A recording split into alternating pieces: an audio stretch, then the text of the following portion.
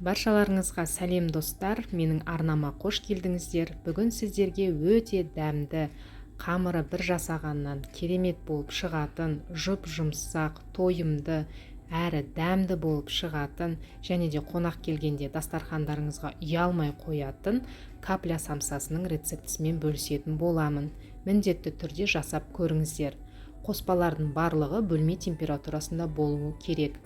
Ыдысымызға жұмыртқаның сарысын, 20% қаймақ және де ертілген сары майымызды қосамыз. Кейін оның үстінен 1 шай қасық 6% немесе 9% уксусқа жарты шай қасық ас содамызды қосып, екеуін гаситетіп қосамыз. Барлығын жақсылап араластырып аламыз. Одан кейін ұнымызды міндетті түрде електен өткізу керек. Ұнымызды қосып, жұмсақ қамыр елейміз. Қамыр бізде жұмсақ, қолға жабыспайтын, әдемі қамыр болып шығады. Еленген қамырды 15-20 минутқа демалдырып қоясыздар.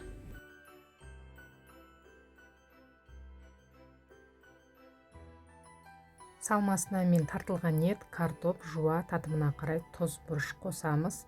Тынған қамырды алып, көз мөлшерімен бірнеше бөліктерге бөлесіздер, немесе әдемі бір келкі болып шықсын десеңіздер, таразының көмегімен барлығын 25-30 граммнан өлшеп аласыздар. Кейін оқтаудың көмегімен қатты жұқа да емес, қалың да емес, орташа етіп жаясыздар. Дөңгелетіп жайып аламыз. Одан кейін ортасына салмасын саламыз.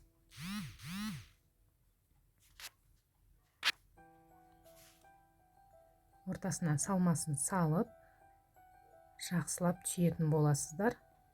Асты ашылып кетпеу керек. Видеода көріп тұрғандарыңыздай осылай барлығын дөңгелетіп, астын қаттырақ қысып, барлығын осылай жасап шығамыз. Міндетті түрде дәл осы рецептпен жасап көріңіздер. Өте дәмді, әрі бір жасағаннан керемет болып шығады. Осылай шетін қыса отырып, айналдырып жасасаңыздар, сіздердің самсаларыңыз ашылып кетпейтін болады.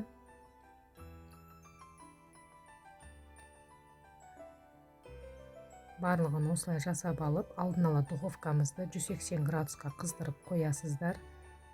Дайын самсаларымызды противенге орналастырып, оның бетіне жұмыртқаның сарысын жағып шығамыз.